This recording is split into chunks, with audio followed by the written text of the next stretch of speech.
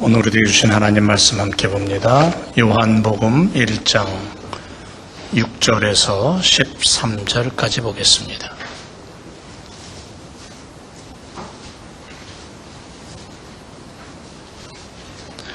요한복음 1장 6절부터 13절 말씀까지 제가 한 절 읽고 그 다음 절 여러분들 읽고 우리 말씀 교독하는 시간 갖겠습니다.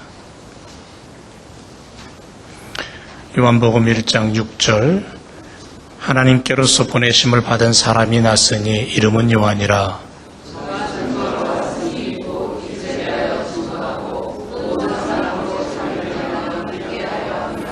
그는 이 빛이 아니요 이 빛에 대하여 증거하러 온 자라.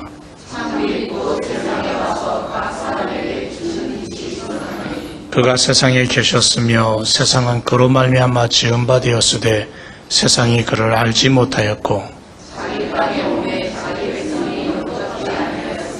영접하는가 곧 그 이름을 믿는 자들에게는 하나님의 자녀가 되는 권세를 주셨으니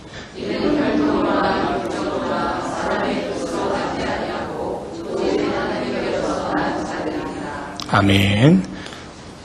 오늘 말씀의 제목은 요한의 메시지 세 번째 시간으로 하나님의 자녀로 사는 방법이 무엇인가 오늘 말씀을 통해서 함께 은혜 나누기를 원합니다. 우린 날마다 크고 작은 선택을 하며 살아갑니다.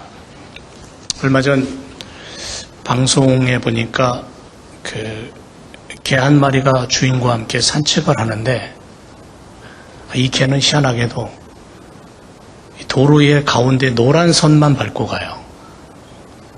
다른 데로 끌어내도 가다 보면 또 그 고기를 올라서요. 노란 선만 밟고 꼿꼿하게 고길만 가는 거예요. 당당하게. 다만 노란 선에 꽂힌 것 같습니다. 여러분, 우리는 수많은 인생의 선택을 하며 살아가지만 그 선택의 결과 때문에 울고 웃고 하지만 나의 선택에 틀리지 않았다고 확신 있게 믿고 걸어갈 수 있는 삶이 필요하죠. 그래야 내 인생에 있어서 후회가 없겠죠. 선택의 기준은 사람마다 다릅니다. 하지만 하나님의 자녀된 믿음의 사람들에 있어서 우선순위의 선택은 하나님 자녀에 대한 선택이 우선돼야 될 줄로 믿습니다. 모세는 애굽인 가운데서도 또는 히브리인 가운데서도 전혀 속하지 못했던 사람입니다. 말하자면 배척받은 사람입니다. 어디서 설 수 없었던 정체성의 혼란을 겪고 그것 때문에 고민하며 살았던 그런 사람입니다. 어느 날 떨기나무 불꽃 가운데서 모세는 하나님을 만납니다. 하나님께서 이스라엘 백성들을 애굽에서 데리고 나오겠다고 명령할 때에 내가 너를 쓰겠다고 너를 보내겠다고 말씀하실 때에 모세는 하나님에 대한 확신이 부족합니다. 그래서 모세는 하나님 앞에 질문을 던집니다. 하나님, 내가 누구이기에 바로에게 가며 이스라엘 자손을 애굽에서 인도하여 내겠습니까? 출애굽기 3장 11절에 보면 그렇게 하나님 앞에 질문합니다. 하나님, 내가 누군지도 모르는데, 나라는 존재가 누군지도 모르는데 내가 어떻게 이스라엘 백성들을 애굽 땅 그 바로의 손에서 건져내겠습니까? 라는 정체성에 대한 혼란을 가지고 하나님 앞에 질문을 던집니다. 또 하나는 하나님, 내가 만약에 그들에게 갔을 때 그들이 내게 묻기를 그의 이름이 무엇이냐? 라고 묻는다면 내가 뭐라고 그들에게 말해야 됩니까? 출애굽기 3장 13절에 또 한 번 그렇게 하나님 앞에 묻습니다. 이 얘기는 뭐냐면 하나님에 대한 혼란이에요. 하나님이 누구인지를 모르는 거예요. 자기 자신에 대한 정체성이 흔들리고 하나님에 대한 정체성이 흔들리고 모세는 그런 가운데서 불꽃 가운데 하나님을 만납니다. 그리고 하나님의 말씀 앞에서 나는 못 간다고 고개를 흔들고 꽁무니를 뺍니다. 우리는 이 땅을 살아가면서 나 자신에 대해서나 하나님에 대해서 의심이 들고 혼란스러울 때가 많습니다. 그래서 하나님의 자녀됨의 길을 돌아서 가기도 하고 세상의 방법을 선택하여 가기도 하고 그게 우리들의 인생입니다. 그런데 모세의 질문을 받은 하나님은 두 가지 질문에 대해서 이렇게 답을 하십니다. 출애굽기 3장 12절에 반드시 너와 함께 할 거야. 이 얘기는 뭐냐면 동행의 약속입니다. 하나님이 함께 한다는 겁니다. 이 일의 시작은 하나님부터 시작됐다는 겁니다. 모세가 자기가 누구인지를 모르고 자기 정체성에 혼란스러울 때에 내가 너와 함께 할 거야. 이 얘기는 뭐냐면 너의 시작은 나야. 너의 생명은 나로부터 시작된 거야. 그런 메시지입니다. 모세의 가슴 속에 있는 자기가 누구인지를 모르는 그 질문 앞에 하나님은 너는 나야. 내가 만들었어. 나로부터 숨결이 시작됐어라고 말씀하시는 하나님의 답입니다. 또 하나는 처음과 나중을 전능자로 그렇게 다가오신 그분은 출애굽기 3장 14절에서 이렇게 말씀합니다. 나는 스스로 있는 자다. 스스로 있는 자가 이스라엘 자손들에게 너를 보냈다. 그렇게 얘기해라. 이 말은 하나님이 누구인가를 알려주는 겁니다. 너 내가 누군지 모른다 그랬지. 나는 스스로 있는 자야.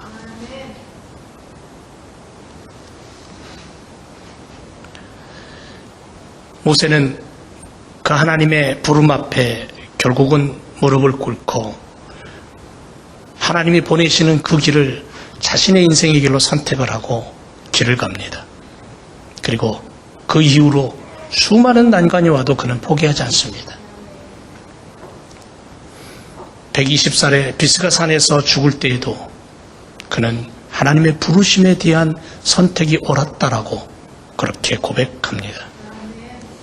오늘 말씀 속에 사도 요한은 요한복음을 쓰고 있는 사도 요한은 제일 많이 가슴속에 담고 외치고 또 가르치고 나누었던 단어가 있었습니다. 그게 뭐냐면 생명, 빛, 그리고 사랑입니다. 이 세 단어가 복음서의 주제라고도 할 수 있습니다. 생명이란 단어는 54회가 나오고 빛은 23회가 나오고 사랑은 60회나 쓰여져 있습니다. 요한이 말하고 싶은 이 세 가지를 결코 잊지 말고 우리 가슴 속에 좀 담았으면 좋겠습니다. 생명, 빛, 사랑. 에드워드 저스트 박사는 뉴욕시의 저드슨 기념교회 헌당식에서 부친 아도니람 저스틴에 대한 이야기를 하면서 이런 얘기를 했답니다. 고난과 성공은 동행합니다. 만일 여러분이 고난을 받지 않고 성공을 하고 있다면 그것은 여러분의 이전 사람들이 고난을 받았기 때문입니다. 만일 여러분이 성공을 하지도 않고 고난을 받는다면 여러분의 후손들에게 성공의 월계관이 안겨질 것입니다. 그래서 성경으로 이게 뭐라고 얘기하냐면 애통하는 자는 복이 있나니 그렇게 주님 말씀하십니다. 믿음의 사람들은 고통과 고난이 새로운 피조물을 위한 산고이고 새로운 세계를 위한 산고라는 것을 알고 그것을 믿고 있기 때문에 행복의 길을 걸어갈 수 있고 내가 지금 믿음 생활하는 것이 복되다라고 그렇게 하나님 앞에 고백하는 겁니다. 여러분, 하나님의 자녀들은 비록 지금 고통을 받고 있다 할지라도 언젠가 주님과 함께 영원한 나라를 통치할 수 있는 소망, 저 하늘나라에서 내가 왕노릇하고 하나님의 영광 가운데 있을 것이다라는 그러한 소망을 간직하고 살아갑니다. 그렇기 때문에 지금 육신을 입은 이 땅에서 병들어도 허약해도 찬송할 수 있고 기뻐할 수 있고 감사할 수 있는 겁니다. 그래서 믿음의 사람들은 눈물 중에도 웃을 수 있다 그래요. 슬픔 가운데서도 노래할 수 있다 그래요.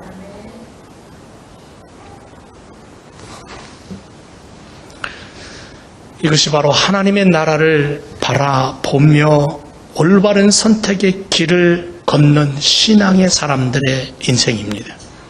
특별히 요한은 오늘 본문에서 그렇게 우리들에게 얘기하면서 바로 이렇게 믿음의 길을 걷는 하나님의 부르심 앞에 선택하고 걸어가는 인생을 향해서 하나님의 자녀됨의 삶의 모습이 무엇인가 그 이야기를 우리에게 들려주고 있습니다.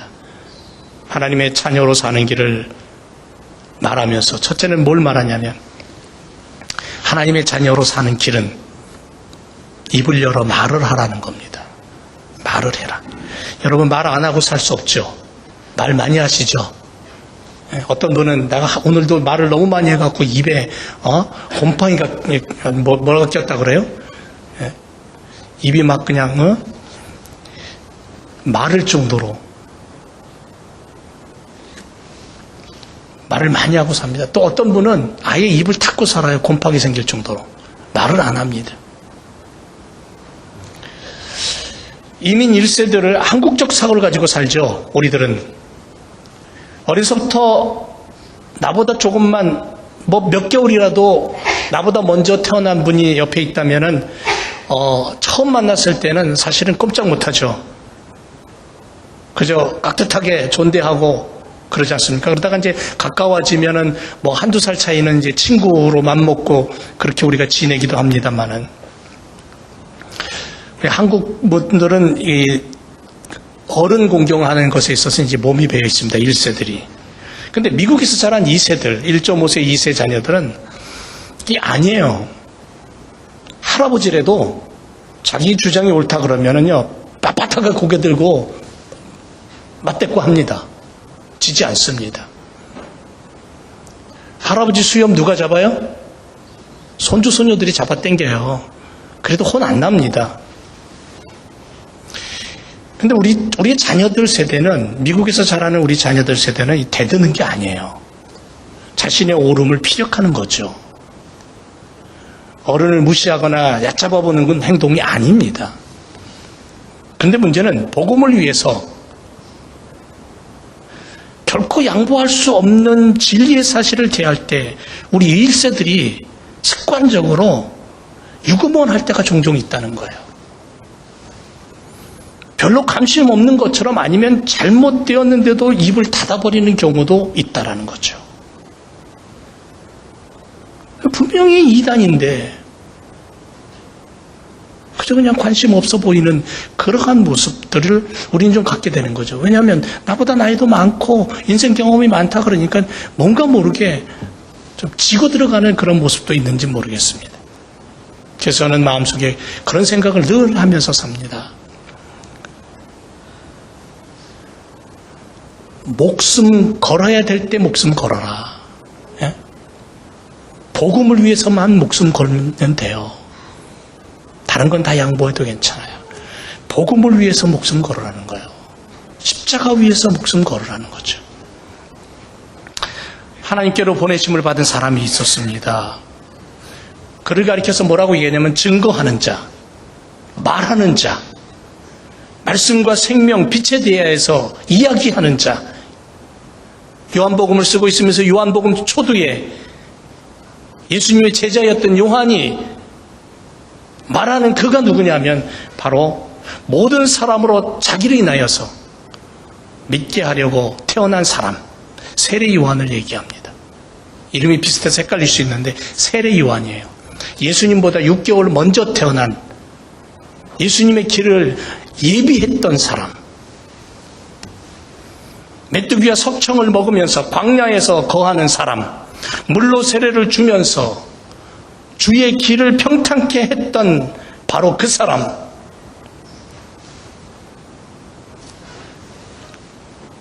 그렇게 살다가 죽는 사람, 세례 요한.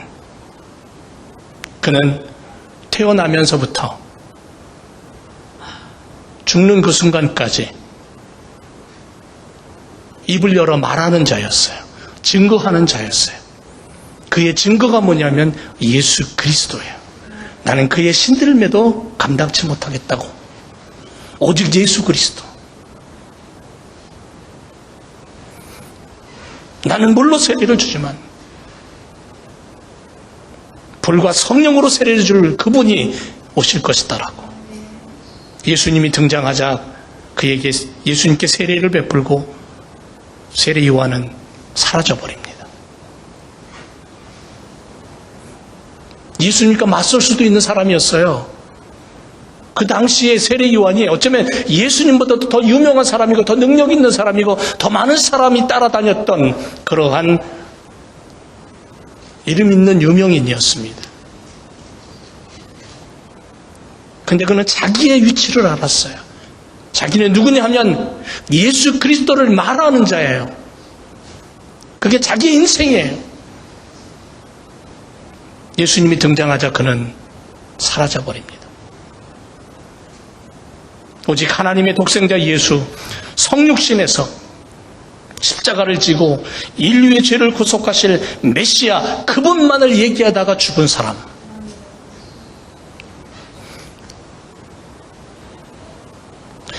여러분, 인류가 소유한 기록 가운데 사복음서보다도 성스럽고 진실된 피 묻은 기록은 없습니다. 특별히 요한복음의 거의 절반 이상은 예수님의 순환과 죽음과 부활의 일주일을 기록하고 있습니다. 거의 절반 이상이. 사도행전의 수백 명의 순교자들은 예수님의 부활 증인들이었습니다. 인류 역사 가운데 일찍이 예수님의 부활 증인보다도 진실되고 그렇게 많은 순교자, 목숨을 버리고 피를 쏟은 사람들은 없습니다. 공모나 사기 사건 아닙니다. 그렇다고 어떤 대가를 바란 것도 아니죠. 하지만 금생과 내세, 영육을 위하여 그렇게 많은 사람들이 증인으로 살다가 순교했다는 사실을 기억한다면 이 사건은 결코 사기 사건이 아니라는 거죠.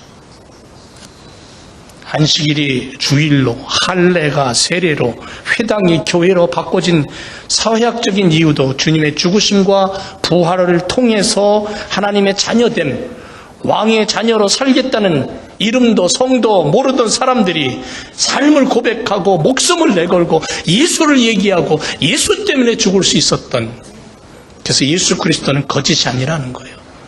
살아계신 하나님의 모습이라는 거죠. 사랑하는 제일교회 성도 여러분, 오늘 우리가 하나님의 자녀로 산다는 것은 내 입이 열려져야 된다는 거예요. 말하는 자가 되라는 겁니다. 세상이 두동강이 나도 우리는 말하는 자가 되어야 되겠습니다.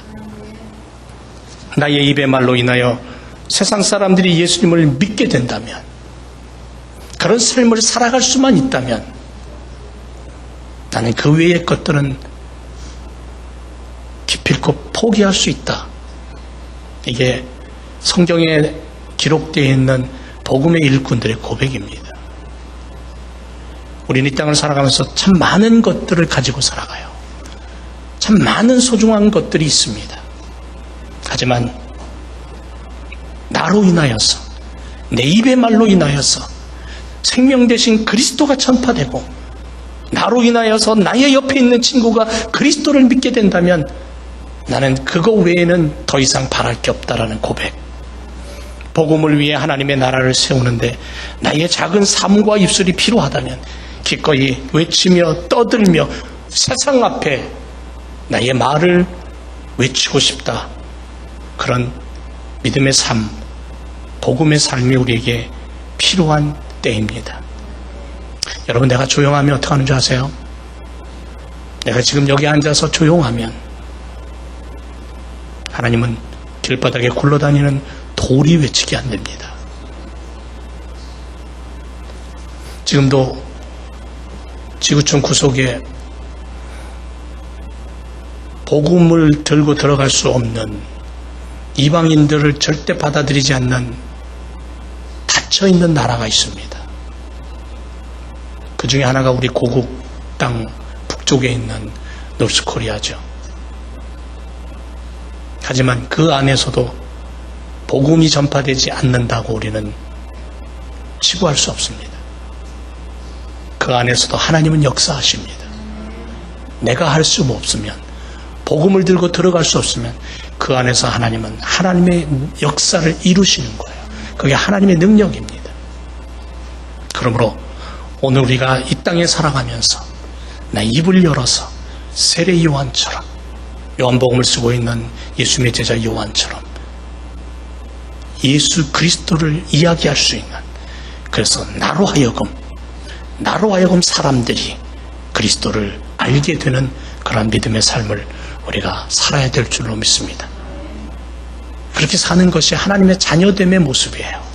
또 하나, 하나님의 자녀로 사는 길은 알아야 됩니다. 아는 자가 되라는 거예요. 여러분, 예수 그리스도가 누굽니까? 라고 묻는다면 뭐라고 대답하시겠습니까? 예수 그리스도가 누굽니까? 왜 예수님이 십자가에 죽으셨습니까? 요한은 복음서를 읽는 독자들이 성경 속에 예수님이 누구인가를 알고 싶었습니다. 교회를 핍박하고 성경을 비판하는 나의 친구가 만약에 있다면 그 친구가 예수님이 누구냐고 단도직입적으로 내게 묻는다면 뭐라고 대답하겠습니까? 그 친구를 어떻게 설득하겠습니까? 참빛 곧 세상에 와서 각 사람에게 비치는 빛이 되신 그분은 우리의 삶 중심에 오셔서 좌정하시고 동행하신다고 약속하셨습니다. 우리의 작은 것까지도 만지시길 원하고 우리의 작은 신음소리까지도 듣기를 원하시는 바로 그분. 그러나 우리는 그분을 알지 못하고 배척했죠. 몰아냈죠. 오히려 욕하며 쫓아냈습니다. 그것도 부족해서 십자가에 못 박아 죽였습니다. 세상에 계셨지만 생명이신 그분이, 빛이신 그분이 우리 가운데 왔고 세상에 계셨지만 세상은 그를 알지 못했고 그로 말미암아 지음 받았지만 오히려 세상은 그를 십자가에 못 박아서 외면했다라고 요한은 정확하게 얘기합니다. 수년 동안 아프리카 남노테지아라는 수목이 울창한 그런 나라에서 선교하던 선교사님이 그 마을에 나이 먹은 어떤 한 여인이 찾아와서 이런 말을 했다는 것이 기록에 남아 있습니다. 뭐라고 얘기했냐면, 당신은 우리에게 등을 들고 오셨습니다. 당신은 우리에게 빛을 나누어 주셨습니다. 그러나 우리는 그것을 원치 않았습니다. 당신은 우리에게 등불을 주시길 원했지만 우리는 여전히 어둠 가운데서 그것을 외면하며 어둠 속에 살았습니다라고. 이 빛은 바로 생명입니다. 그러나 이 생명을 귀한 것으로 느끼지 못하고 깨닫지 못하면 결국은 돼지 밥통 속에 뒹구는 진주와 같은 꼴이 됩니다. 그래서 알아야 합니다.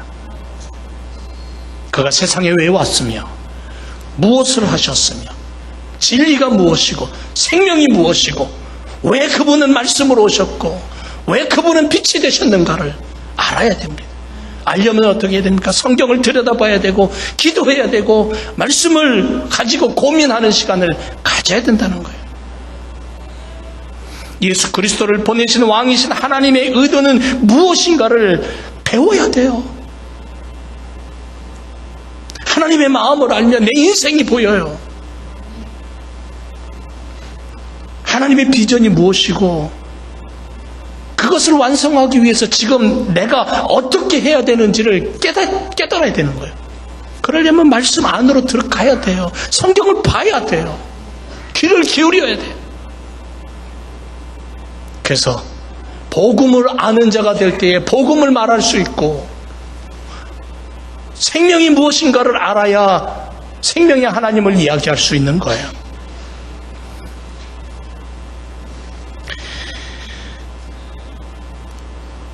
아무리 선하다고 해도 여전히 세상은 어둠을 좋아합니다. 아무리 깨끗함을 바란다고 해도 우리가 사는 세상은 더러움으로 그렇게 희석되어 있습니다. 여러분, 자석이 쇠조각을 끌어들이듯이 죄악의 자석은 더러움을 끌어들이고 있습니다. 어쩌면 나는 죄악을 품은 자석과 같은 그러한 존재인지 모릅니다. 이 땅을 살아가면서 수많은 어두움과 더러움과 죄악들을 나는 내 안으로 자꾸 끌어당기는, 그런 쇳조각들을 끌어당겨서 내 안에 붙이고 또 붙이는, 그래서 빛하고는 상관없고 진리하고는 상관없이 내게 붙어있는 그 어두움만이 나의 인생이라고 생각하고 살아가고 있지는 않습니까? 요한은 우리에게 이렇게 얘기합니다. 영접하는 자, 곧 그 이름을 믿는 자들에게는 예수 그리스도를 영접하라는 거예요. 그리스도, 그분이 누구인가를 알라는 거예요. 그분을 가슴에 담고 내 안으로 붙어 들어오는 세상의 어두움을 빛 대신 그분으로 말미암아 밀어내라는 거예요. 2018년 3월 기독일보에 의하면 세계 성서공회연합회가 이런 발표를 했습니다. 하나님 말씀이 최소한 단편, 쪽복음을 얘기합니다. 단편이라도 번역된 언어의 수가 전 세계 언어 7,097개 중에서 3,324개랍니다. 2017년 12월 말 기준으로 그렇게 발표했습니다. 언어 번역 현황은 성경 전체 전서 674개, 신약전서 1515개, 쪽복음 1135개가 번역이 되어 있다고 합니다. 그래서 성경을 뭐라고 얘기하냐면 영원한 베스트셀러라고 얘기합니다. 근데 이 책은 사람을 살리는 길과 방법이 들어있습니다. 영생을 얻는 설계도가 들어있습니다. 이 책의 주인공은 요한이 말하는 메시아이신 예수 그리스도입니다. 그 예수 그리스도를 보낸 아버지 하나님의 나라를 얘기하고 있습니다.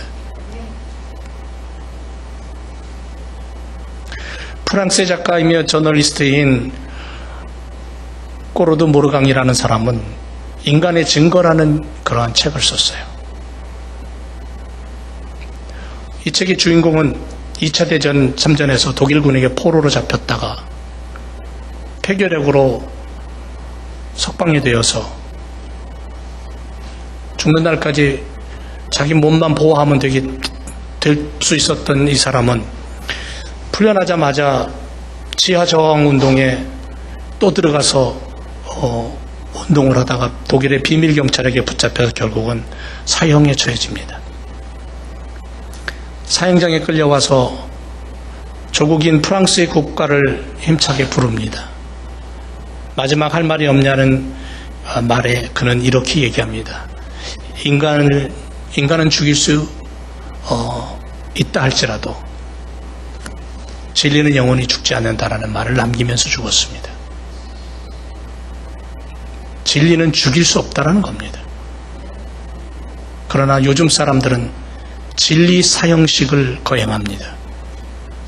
마음속에 일어나는 진리의 외침을 외면하고 부정하고 거짓으로 일관되게 만들어버리고 하늘을 향하여 대포를 쏘듯 하나님은 죽었다고 외쳐대는 세상입니다. 그래도 진리는 죽지 않습니다. 그래도 생명 대신 참빛 대신 예수 그리스도는 여전히 빛으로 존재하십니다. 그래서 예수님 우리에게 이렇게 말합니다. 내가 곧 길이요 진리요 생명이라고. 사랑하는 제일교성도 여러분, 진리를 알기 위해 우리는 얼마나 노력하고 땀을 흘리는지, 진리 대신 그 말씀을 내가 알기 위해서 얼마나 내가 하나님 앞에 마음을 열고 말씀 안으로 들어가는지, 내가 곧 길이요 진리요 생명이라고 말씀하신 예수님의 그 말씀이 내 가슴을 얼마나 방망이질을 하는지. 어떤 목사님께서 변비로 고생하는 아무개 집사님을 보고 화장실에서 힘쓰고 애쓰는 것의 절반만 성경을 붙들고 힘써보라고 얘기했답니다. 예.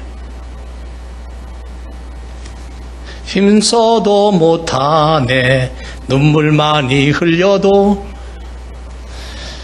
알아야 돼요. 그래야 우리는 대적하고 도전하여 주님의 자녀로 자신 있게 이 땅에서 살 수 있어요. 여러분, 내가 주님의 자녀임을 믿습니까? 나 구원받은 하나님의 자녀임을 믿습니까?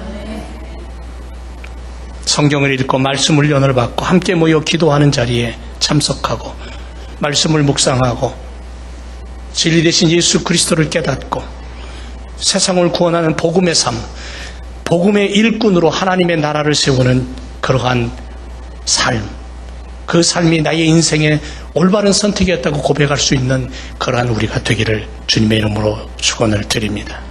또 한 가지, 하나님의 자녀로 사는 길은 권세를 가지는 겁니다. 권세. 여러분에게 어떤 권세가 있습니까? 여러분 어떤 권세를 가지고 살아갑니까? 나는 웬만한 사람들이 갖지 못하는 무스탕을 갖고 다닙니다. 그게 권세입니까? 그럴 수도 있죠.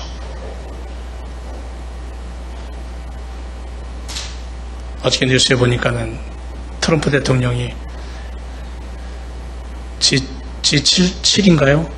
G7 정상회담을 자기 리조트에서 하겠다고 그랬다가 아주 난리 났죠. 멋지긴 정말 기가 막힌 곳입니다. 우리는 평생에 한 번도 못 가볼 거예요. 그게 권세입니까? 우리는 어떤 권세를 가지고 살아갑니까? 영접하는 자, 곧 그 이름을 믿는 자들에게는 하나님의 자녀가 되는 권세를 주셨다 그랬습니다. 이보다 더 큰 권세가 어디 있을까요? 만왕의 왕 대신 왕의 자녀된 권세.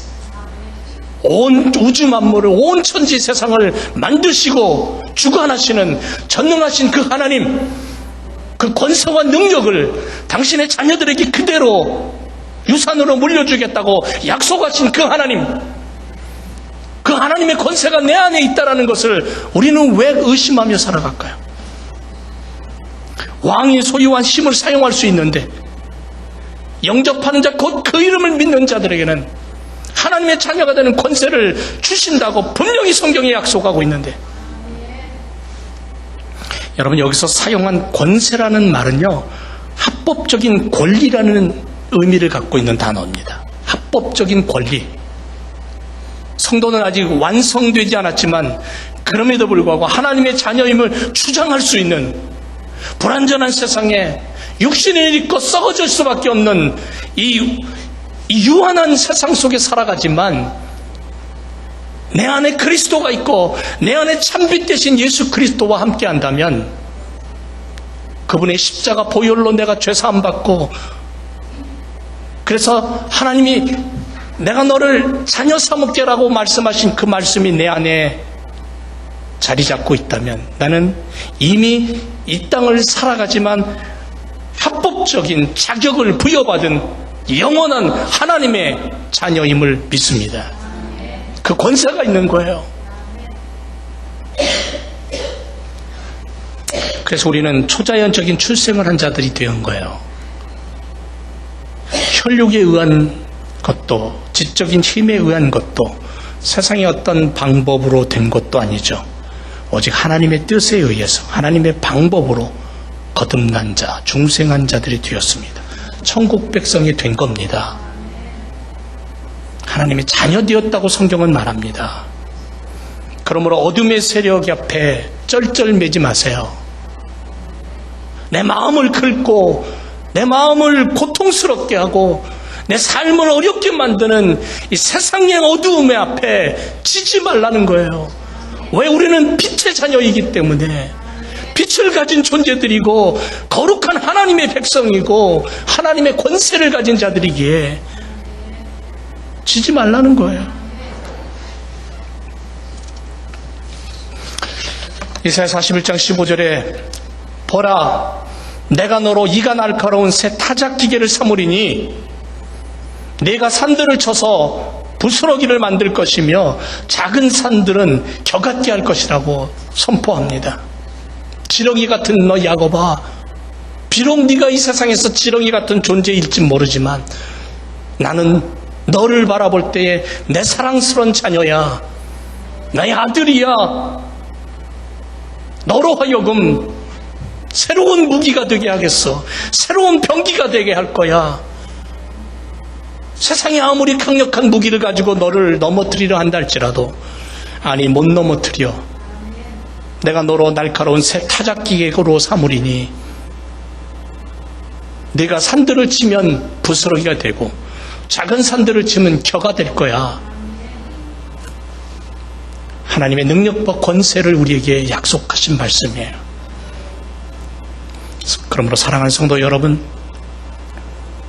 말씀이 육신이 되어 우리 가운데 거하신 바로 그분, 우리 안에 거하셔서 은혜와 진리로 우리를 충만케 하시고 내가 이 땅을 살아가면서 하나님의 자녀됨을 가지고 살아가고 빛 대신 예수 그리스도를 증거하며 살아가고 그분을 알아가며 살아갈 때에 그 말씀이신 로고스이신 그분이 너에게 생명을 주고 너에게 능력을 주고 너와 함께하며 너와 동행하여 너의 삶을 통해 하나님의 나라와 영광이 드러나게 할 거야.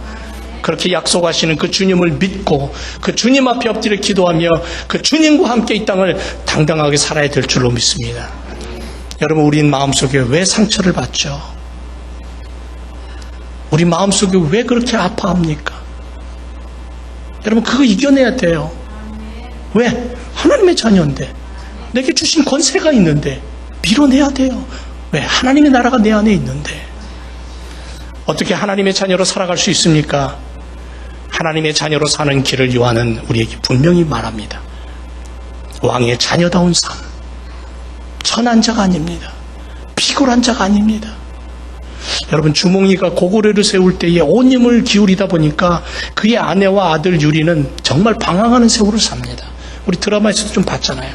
책을 통해서도. 천한 사람처럼 살아갑니다. 그런데 아들에게는 아버지가 누구인가 분명히 가르쳤어요. 네가 비록 지금 제대로 된 집 한 칸 없이 이리저리 목숨 부지하려고 도망다니고 천한 거지처럼 살아가지만 네 아버지는 이런 사람이다라고. 그리고 그 아버지를 극적으로 만납니다. 그때 그 아들은 한 번도 아버지를 보지 못한 상태였지만 새로운 나라를 세운 전설적인 영웅이며 왕인 주몽의 아들이라는 당당함을 가지고 아버지 앞에 섭니다. 여러분, 우리 하나님 앞에 설 날이 머지 않았습니다. 하나님 앞에 설 때에 여러분, 믿든 믿지 않든 우리 모두는 하나님 앞에 서게 되어 있습니다.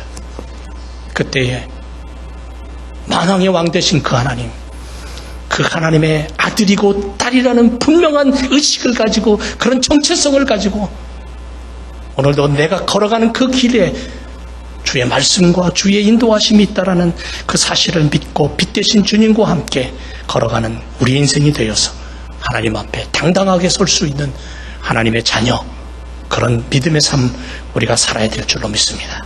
기도하겠습니다.